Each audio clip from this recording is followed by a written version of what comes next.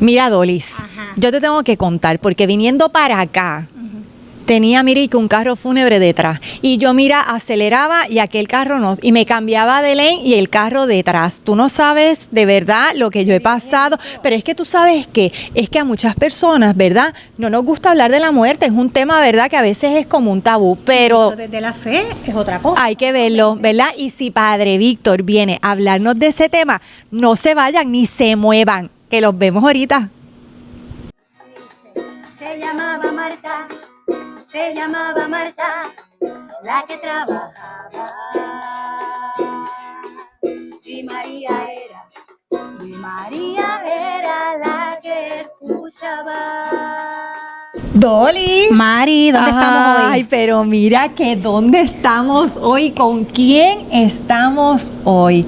Padre, repetimos, ¿vio? Adiós, lo bueno se repite. Se lo Lo bueno habíamos se repite. dicho que eso, mira, eso iba a volver a suceder, que usted iba a ser invitado nuevamente a las de Betania. Yo pensé que eso era simplemente un chiste que no iban a volver, pero No, imposible, porque yo sé que mucha gente también lo estaba esperando, Claro padre, que quiero sí. que lo sepa.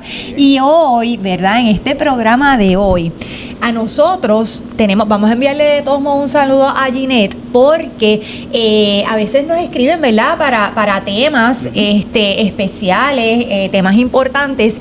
Y Ginette, ¿verdad? En un momento dado nos escribió, ¿por qué no hablan de la muerte vista, ¿verdad? Desde el punto cristiano?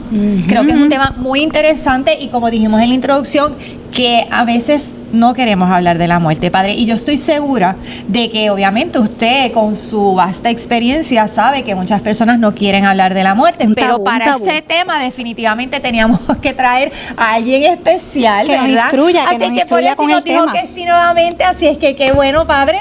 pues nada, pues bienvenidas nuevamente, Aquí, ¿verdad? gracias. Vuelvo a repetir lo mismo que dije la otra vez. Pues Marta y María son las amigas de Jesús y yo siempre me siento como... Ay, amén, amén, amén. Y hoy va a salir un relato de Marta y de María un poquito Interesante. interesante que la iglesia utiliza ciertamente en una de las lecturas que se hace dentro de las exequias. Pero Ok. antes de ir allá, simplemente a modo de introducción, miren, el tema de la muerte es un tema complicado porque nosotros no queremos hablar de eso. Nadie se quiere morir. Yo he hecho esa práctica, si ustedes supieran que yo, en todos los años que llevo de ministerio, estoy a punto de cumplir ya 12 años, y siempre que pregunto en la iglesia, en el lugar donde estoy, ¿cuántos quieren ir al cielo? Todo el mundo levanta la mano. ¿Cuántos quieren ser santos? Todo el mundo levanta la Claro. mano. Pero yo le digo, para ir al cielo hay que morirse, todo el mundo baja la mano. Eso es así. Entonces, ¿por qué? Porque para nosotros el tema de morir es algo que aunque lo decimos fácil, creemos en la resurrección, una cosa es creer en la resurrección y otra cosa es estar dispuesto a resucitar. O sea, eso puede verse de dos maneras. Una, porque a lo mejor no confío necesariamente en la resurrección, o sea, puede ser que estoy albergando dudas en el corazón. O dos, puedo tener en la conciencia de que a lo mejor no estoy preparado y no estoy haciendo tal vez el esfuerzo necesario para que mi alma esté en paz con Dios para que ese momento llegue. Sí, y padre, le iba a decir que es algo bien contradictorio porque, como usted dice, nadie quiere morirse, ¿verdad? Mas, sin embargo, es lo único seguro que tenemos en la vida. O sea, es increíble. Y debería ser natural hablar de la muerte. Claro, para un cristiano sí. Para un cristiano la muerte es algo natural. O sea, todos los cristianos que estamos en este camino de fe añoramos en algún momento encontrarnos con Dios. O sea, si yo no creo en la resurrección, o sea, si yo no tengo la confianza en que al momento de mi partida de este mundo voy a ir a la casa del Padre, mi vida no tiene sentido. O sea, lo que yo vivo como cristiano no tiene sentido ninguno. ¿Por qué? Porque la vida dentro de lo que es el cristianismo se ve como un medio, no como un fin. O sea, el mundo te presenta que el fin es la vida. ¿Ves? Inclusive desde la Constitución, el derecho a la vida, y todo es la vida, y hablamos de la vida. Y ciertamente todos tenemos derecho a la vida. Y todos venimos a la vida con un propósito. Y tenemos unas realidades que tenemos que realizar dentro de la vida, unas metas, unos propósitos, una misión que se nos da. Venimos a la tierra con un propósito que el mismo Dios siembra en el corazón de nosotros. Ahora bien, ese propósito se cumple en la vida, pero la finalidad no es la vida.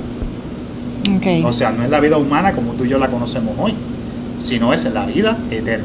Entonces, Padre, podríamos pensar o podríamos ver entonces que la vida humana sería entonces como un proceso. Claro. Es un proceso, es el medio. Es el medio. El mundo te presenta que los que no creen en la resurrección, que son, yo diría que la vasta mayoría, no creen en la resurrección. Okay. No creen, piensan que simplemente la vida una vez caduca, mi cuerpo físico toca tierra, ahí yo cerré y no voy para ningún lado. Por eso muchas personas dicen la vida hay que gozársela porque la vida es una, etcétera, etcétera. Uh-huh. Eso lo vemos constantemente en los diálogos cotidianos que tenemos en la calle. Por consiguiente, una persona que piensa y vive de esa manera no cree en la resurrección. El cristiano ve el mundo y la vida que nosotros vivimos como un medio. ¿Ve? Como un medio. ¿Por qué como un medio? Porque es aquí donde yo me gano la vida eterna. Uh-huh. Fíjense que utilizo me gano. Ujú.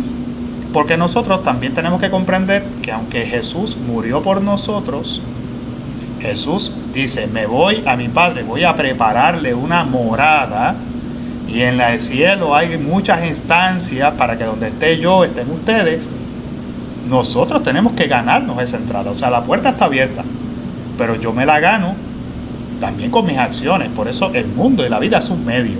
Okay. O sea, yo me gano la vida eterna aquí, aunque ciertamente ya Jesús nos abrió el cielo. O sea, el cielo está abierto.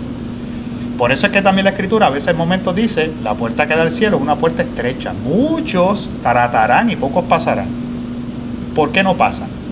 Pues no pasan porque obviamente nuestras obras son las que dictaminan realmente, o sea, el aceptar esa palabra del Señor, el hacer la vida, el comprometerme con mi fe, el tratar de hacer las obras buenas, el no hacerle daño a nadie, vivir la parte sacramental, o sea, mantener una relación con el Señor que a la vez impacte las personas que están a mi alrededor, es lo que realmente al final del camino logrará o no logrará que yo pase por esa puerta estrecha. Hay quien lo reduce simplemente a una acción que yo digo que diría yo engloba todo. La pregunta es ¿cuánto amaste? La pregunta es si amaste. Lo que hice, lo hice por amor. Las veces que inclusive hemos fallado, yo creo que lo hemos dicho en otros momentos, fallamos, pero no fallamos necesariamente porque queremos fallar, a veces fallamos porque amamos. Y el que ama se arriesga, y a veces en el arriesgarse, a veces tomamos decisiones que no son necesariamente las correctas, pero no las hacemos con maldad. Aquella persona que obra con un corazón abierto a amar y que acoge esa misión que Dios le pone, la vida se convierte entonces en un medio. O sea, yo no puedo vivir mi vida pensando que yo soy eterno aquí. Yo soy caduco. Y sé que en algún momento yo tendré que partir de esta vida. Eso es así. Como bien tú decías. O sea, si algo seguro en la vida tenemos, es que el día de la muerte llegará. Y muchos de nosotros aspiramos a que sea cuando yo pase los 80, cuando tenga 90. Ya viejito, ya uno viejito. Claro. Cuando estamos en el momento donde nos damos cuenta que más personas jóvenes están falleciendo. Por siguiente, la muerte no tiene necesariamente ni escoge edad, ni fecha, ni nada. Es un proyecto de Dios que culmina en ese proceso. Ahora bien, ¿por qué es difícil para nosotros aceptarlo? Ya te di las dos opciones. La primera, muchas veces es por falta de confianza. La segunda, porque no me estoy preparando. Entonces, cuando hablamos de la muerte desde el sentido cristiano, la tengo que ver como una meta. ¿Ve? Si yo veo la muerte como una meta, porque este es el medio, y si este es el medio es porque yo estoy buscando algo, o sea, lo utilizo para ganar algo. Por consiguiente, la muerte humana es la meta, porque a través de la muerte humana yo gano la vida eterna. Qué bonito. Ahora, eso es la parte difícil. ¿Cómo yo conjugo ambas cosas? Porque ciertamente nosotros estamos en la vida, estamos en el mundo, tenemos familia, seres queridos, seres que amamos, proyectos a lo mejor que tenemos en la cabeza, cosas que queremos hacer. Y siempre que pensamos en la muerte, lo primero que nos viene a la cabeza es mi esposo, mis hijos, mi papá, mi mamá, aquel que quiero, el proyecto que realizo. O sea, y estamos atados. San Pablo ciertamente también nos lo deja bien claro. San Pablo dice, para mí la muerte es una ganancia. ¿Ves? Porque él dice, por medio de la muerte yo voy a encontrarme con Dios, que ese es el fin. Él dice, sí, pero, dice, si tengo que optar y Dios me necesita aquí haciendo lo que tengo que hacer, pues opto por la vida. O sea, él dice, mientras yo tenga algo que hacer aquí y haya cosas que dependan de mí, y yo pueda hacer un bien en la vida del otro, impactarlo de manera positiva, yo opto por vivir. Claro, Si no, el fin es ir a ver a Cristo. claro. Entonces él dice, pues, o sea, dice, estoy en una disyuntiva, no sé qué decidir. Ujú. Fíjense que entonces esa es la mentalidad que todo cristiano debería tener. ¿Por qué yo deseo vivir? Es una pregunta que yo hago constantemente a veces en las homilías. Padre, no me quiero morir. ¿Por qué no te quieres morir? ¿Para qué quieres seguir viviendo? O sea, ¿cuál es la finalidad de tu vida? Fíjese, padre, ahora que usted está yendo por ese, ¿verdad? Por ese camino, le quería preguntar, y se lo pregunto ahora porque después entonces se me olvida. Entonces, pues quería preguntarle, de repente, oye, que no es lo que uno quiere, porque volvemos, no es lo que uno desea, pero de repente te dicen, pues te queda cierta cantidad de vida, ¿verdad? Te diagnostican un cáncer, que usualmente, ¿verdad? Esa es la enfermedad a la cual usualmente se le pone tiempo. Y te diagnostican un cáncer y te dicen, bueno, tienes como 3 o 4 meses de vida. Esa persona, padre, ¿verdad? Que yo sé que usted ha tenido que tener la experiencia de recibir, ¿verdad? Personas que le ha sucedido, porque ¿cómo le decimos, ¿verdad? A esa persona que le han dado tiempo, digo que el tiempo es de Dios, pero le han dado un tiempo, ¿cómo prepararlo, padre? ¿Cómo decirle, vive? O sea, porque vienen 500 preocupaciones, como usted dice, los hijos, el esposo, el qué sé yo, el hogar, ¿cómo, padre? Todo comienza primeramente con el entendimiento de lo que es una enfermedad. Y para el cristiano, ¿qué es una enfermedad? La gracia. Okay. O sea, volvemos. No estamos hablando del pensamiento humano. No quiero que la gente confunda, ni tampoco sí, que vaya a sí, pensar sí. que es que nosotros somos inhumanos. Sí, Exacto, sí. masoquista. Ni tampoco es que anhelamos el dolor, ni Claro. nada por el estilo. Lo que pasa es que la enfermedad se convierte en una gracia. ¿Por qué se convierte en una gracia?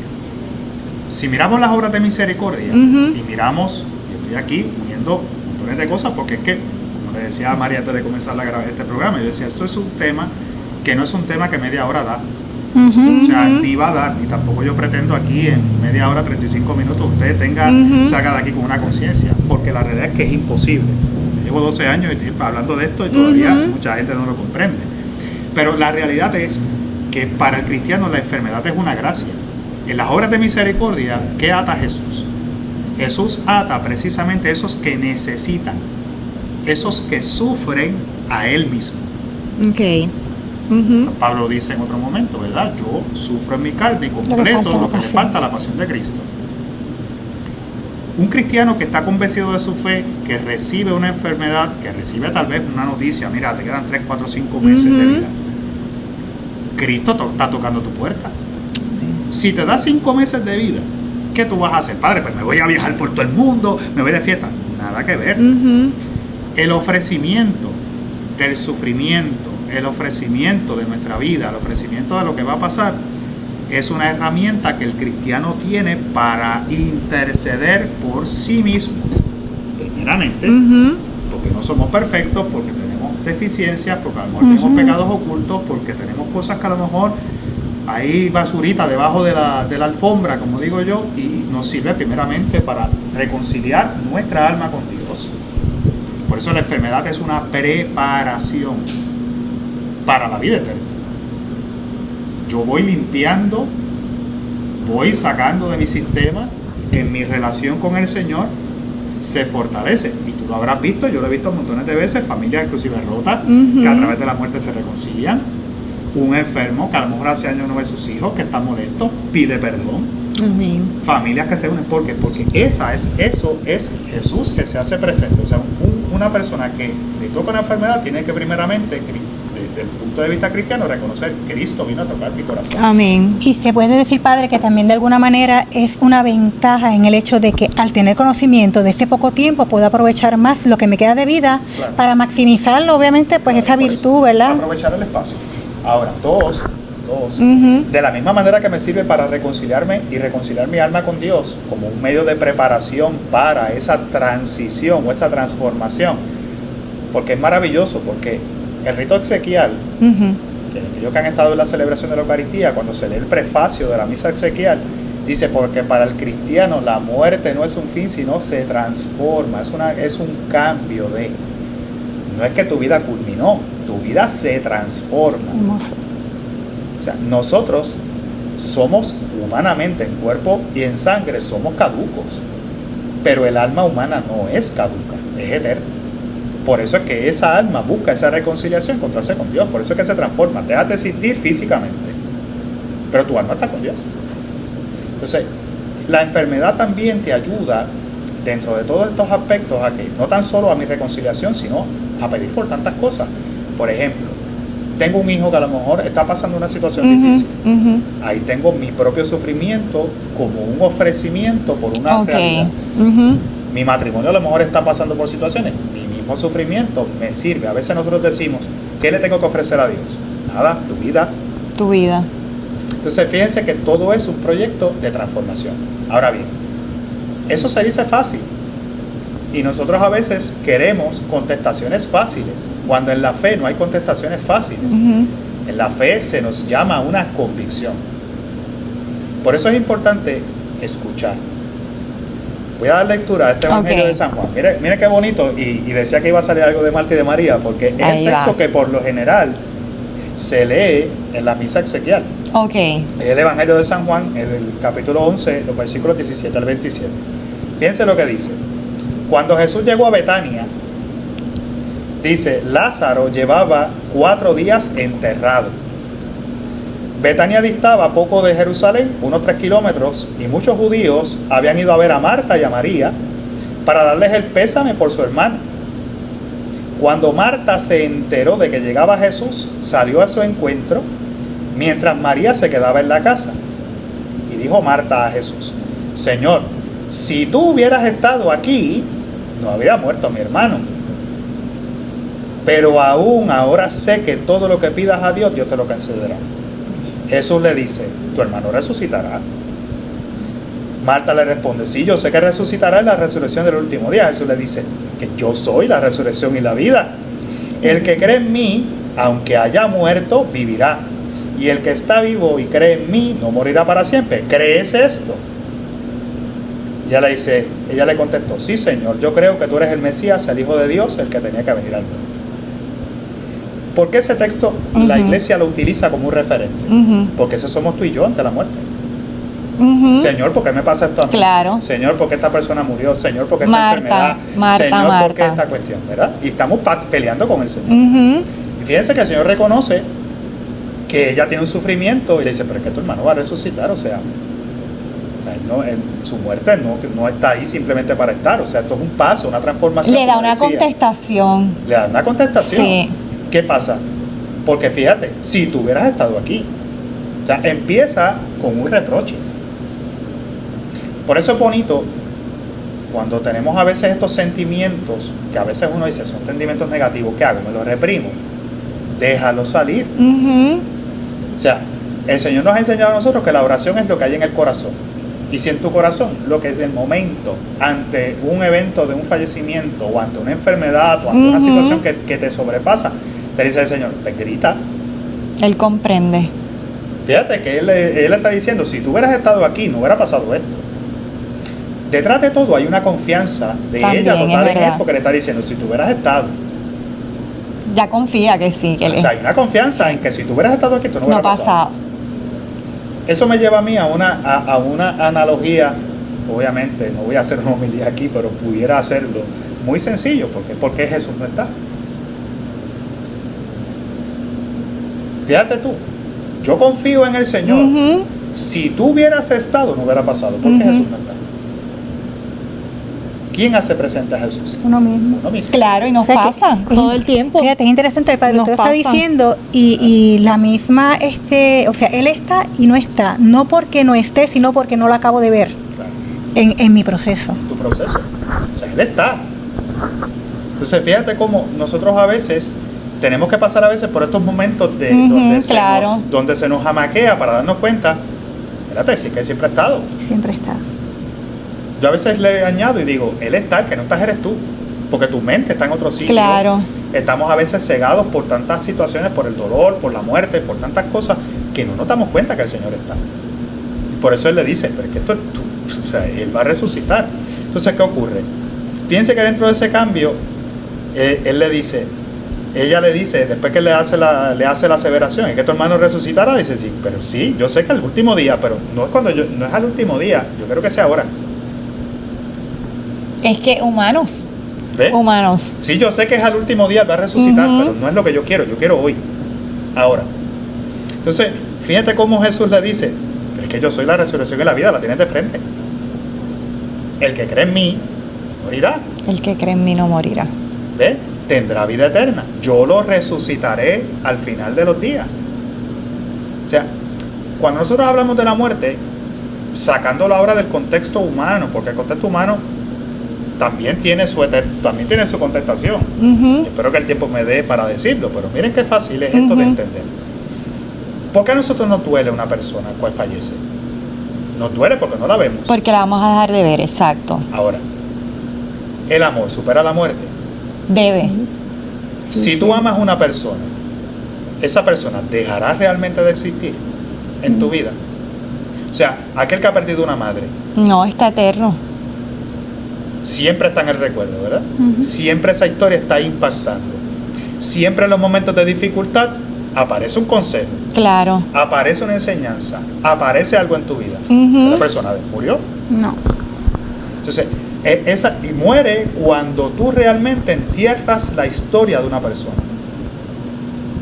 Pero la historia de esa persona no deja de existir cuando realmente tú la amas. Por eso Claro, Jesús se sí. sigue haciendo presente. Ay, amén. ¿Eh? Entonces, esta es la clave, tal vez para entenderlo. Yo a veces en la homilía de mis Ezequieles le digo, la persona fallece en el momento en que usted lo olvida. Mientras usted no lo olvida, la persona sigue estando presente. Está aquí. ¿Eh? Jesús estaba, pero ella olvidó a Jesús ante el momento de la muerte de su hermano.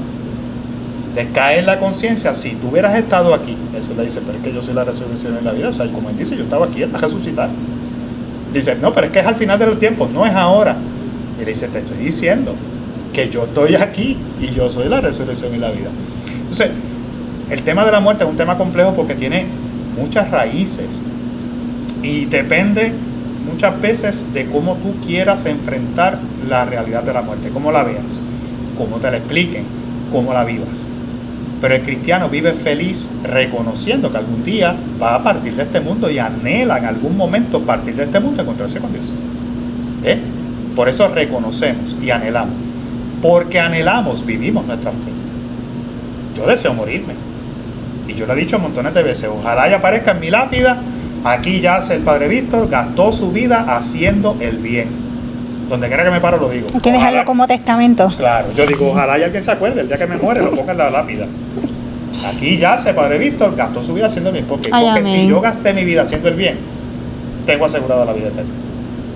Entonces, ese encuentro con el Señor, ¿qué es? Ahora para cerrar. Porque la muerte para nosotros es una transformación.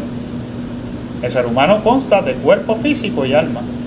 Ambas coexisten, una es caduca, la otra es eterna. Cuando mi cuerpo desaparece, mi alma va a la presencia del Señor. ¿Qué pasa en la presencia del Señor?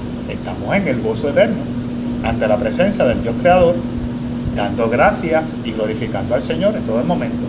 No hay sufrimiento, no hay dolor. Seremos como ángeles en la presencia del Dios que nos creó. ¿Ves? ¿Qué nos Qué toca a brutal. nosotros, Padre, los que nos quedamos, verdad, aquí vivos? O sea, nos toca orar, ¿verdad? Por esas almas. ¿Qué nos toca? Porque muchas veces, ¿verdad?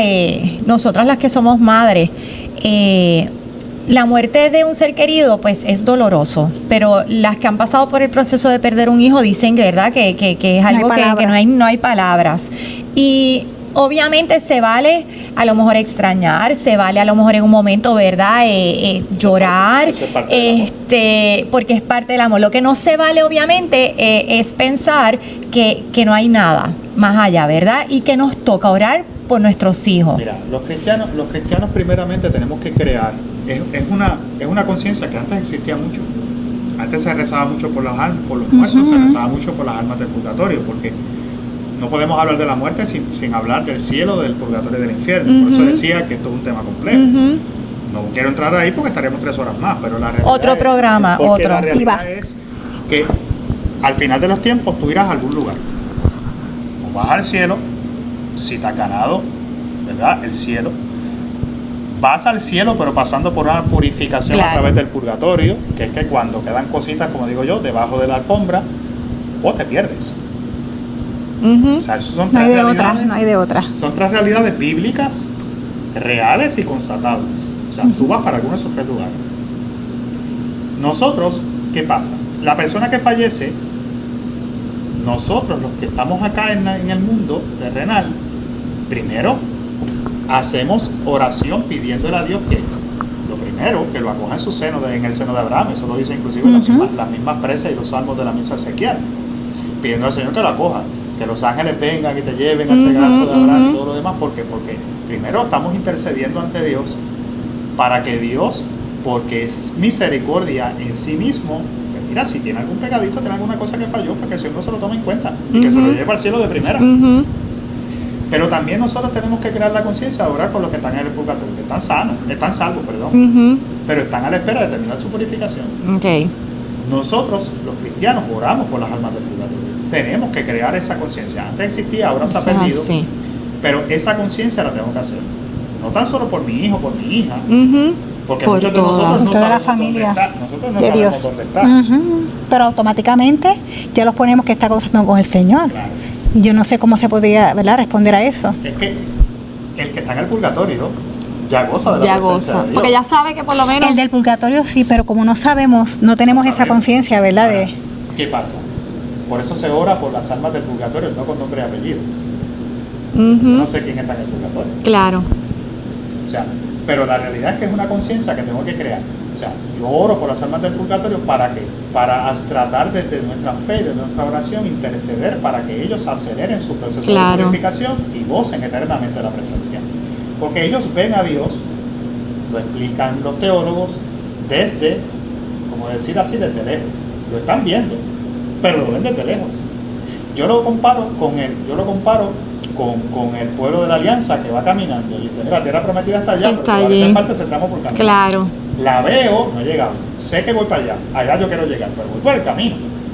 El que está en el purgatorio ve al Señor, ve a Dios, pero todavía está en un proceso de purificación. ¿Cuánto tardará eso? Eso va a depender de sus acciones, de lo que esté purificando, del tiempo que Dios determine, pero también depende mucho de nuestra oración. Entonces, cuando nosotros perdemos a alguien, tenemos que crear la conciencia de orar por las almas del purgatorio, de orar por esas almas que nos han precedido en el camino de la fe, para que el Señor acelere su proceso, si es el caso de que están en el purgatorio. Las que están en el infierno que se perdieron. Ujú. O sea, lamentablemente. ahí no hay forma, ahí ya. No hay forma. Rico, Epulón y Lázaro nos puede tal vez dar una luz sobre esto. Mira, tú Ujú. recibiste todos los bienes en el mundo y no supiste hacer el bien, no obraste el bien, no diste la mano, no trataste bien. Dice, tú la pasaste bien aquí, pero ahora te toca lamentablemente morir y irte para allá abajo a pasarlo mal. Sin embargo, Lázaro, que la pasó mal, va para el cielo. Eso es así. Y hay una frase que dice, una vez tú allá, No cruzas. tú no puedes cruzar para acá ni yo para allá. Ujú. Por eso es que el tema de la muerte está ligado propiamente a cómo yo me visualizo y dónde yo quiero estar. Por eso el mundo es un fin. Y yo creo que por eso hay que hablar de la muerte, porque entonces, si tú no hablas de la muerte, pues no lo vas a ver como algo que va a pasar y no te vas a preparar. Tu vida no tiene sentido. No tiene Ujú. sentido. Entonces, ve, como yo no voy a hablar de la muerte, no me voy a morir, pues entonces no me preparo. tiene Y entonces, después nos pasa que se nos hace entonces tarde. Exacto. Y muchas veces también el tema de la misericordia de Dios, que está latente y presente en todo lo que Dios realiza. Dios no hace otra cosa que no sea misericordia. Pues nosotros confiamos en la misericordia de Dios. Al final de los tiempos, la negociación siempre será entre Dios y la persona. Ese es el Claro. primer paso. Nosotros hablamos del juicio final, pero la realidad es que el juicio final pasará cuando pase.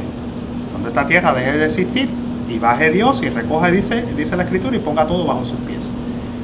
Pero en lo que eso ocurre, lo primero que pasa es tu juicio personal. Y ya tu juicio personal dictamina realmente dónde va a ser tu destino final.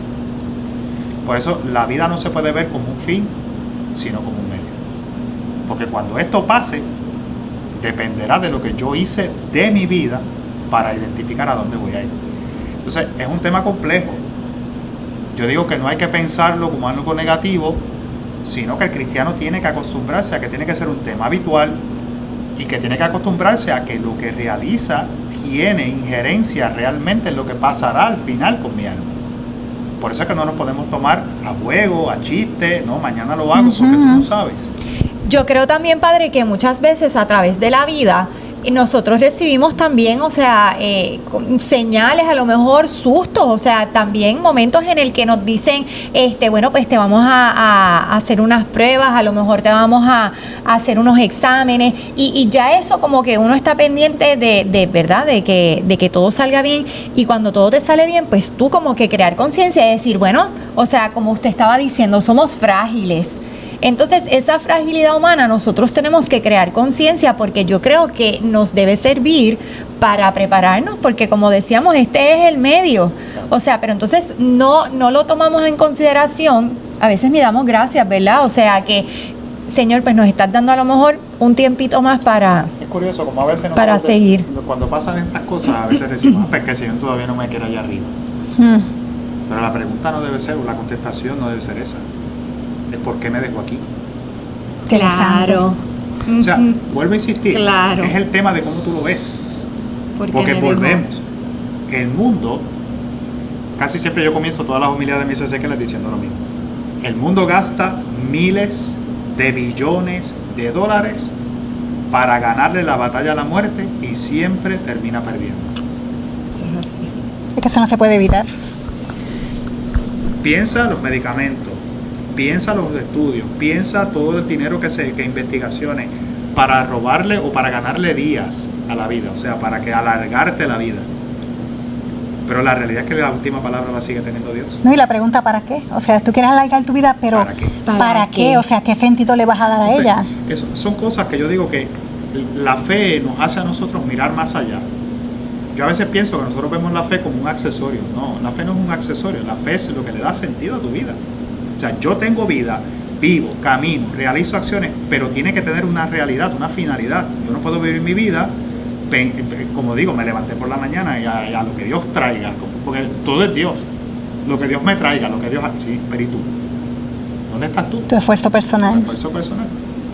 Entonces es maravilloso cómo nosotros tenemos que tal vez en este tema que es tan complejo, entender que yo no puedo evitar la muerte. No, Si yo no la puedo evitar, me tengo que reconciliar con ella. me tengo que reconciliar con él. Hermana muerte, como decía Francisco. ¿Sí? ¿Por qué? Porque me tengo que reconciliar con ella porque sé que en algún momento me va a tocar. Y lamentablemente, el 90% de las ocasiones viene luego de una enfermedad. Dios es tan misericordioso que siempre envía la herramienta para que tú te reconcilies y te salves. El problema es que a veces no lo vemos. Tú decides en tu enfermedad qué hacer. Hago lo que hizo Marta. Señor, ¿por qué a mí? O digo, gracias Señor, porque sé que a través de esto me estás diciendo, estoy presente en tu vida, estás presente en mi vida y me estás dando los medios para que yo alcance la misericordia de Dios. Entonces, si al final del camino yo logro reconciliarme con la muerte, no voy a tener miedo a morir. Amén. Benedicto XVI, no la recuerdo bien la frase en su agonía, pero él decía, no voy a la muerte, voy al encuentro. Voy al encuentro con Dios. Si pensáramos así, Esa ¿verdad? es la realidad. Entonces, yo quiero que los que nos están escuchando, pues miren, no le tengamos miedo a la muerte. Ciertamente le tenemos a todo lo desconocido, le tenemos miedo a todo lo desconocido, pero la muerte para nosotros no es desconocida, porque se nos ha revelado todo lo que es. Yo no tengo que tener miedo a lo que no conozco. El cristiano que hace su asignación conoce que es la muerte. Inclusive el Apocalipsis nos ha dicho a nosotros cómo será.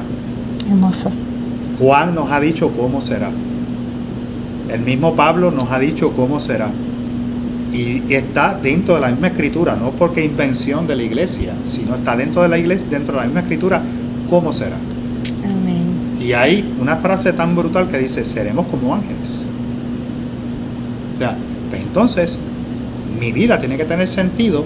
¿Por qué? Porque en la medida en que yo batallo todos los días, porque yo quiero al final del camino, yo no quiero estar tirado en un baño de fuego.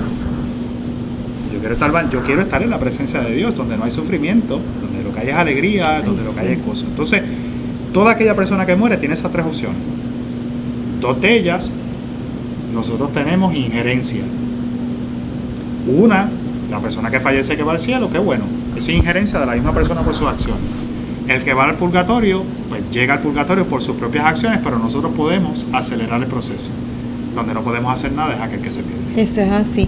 Y Gaby, que ya está dando señales de humo por ahí diciendo que queda poco tiempo, pero yo no quiero, ¿verdad?, que se acabe el programa sin añadir que, este tema ha estado, pero una cosa de verdad que sí. Parte número 2 es definitivamente. Pero es que entrando al tema de lo que usted está hablando, muchas veces también los que estamos, ¿verdad?, a punto a lo mejor de morir, otra de las preocupaciones más grandes también que tenemos es los que vamos a dejar, o sea, que no sufran, que no nos extrañen, o sea, que también obviamente, en ese momento en el que nos estamos preparando, nosotros también debemos preparar a ese que se queda para que sepa que realmente nosotros sí creemos, o sea, que vamos a estar bien, que oren por nosotros. Y que te esperamos al otro lado. No sé. Claro.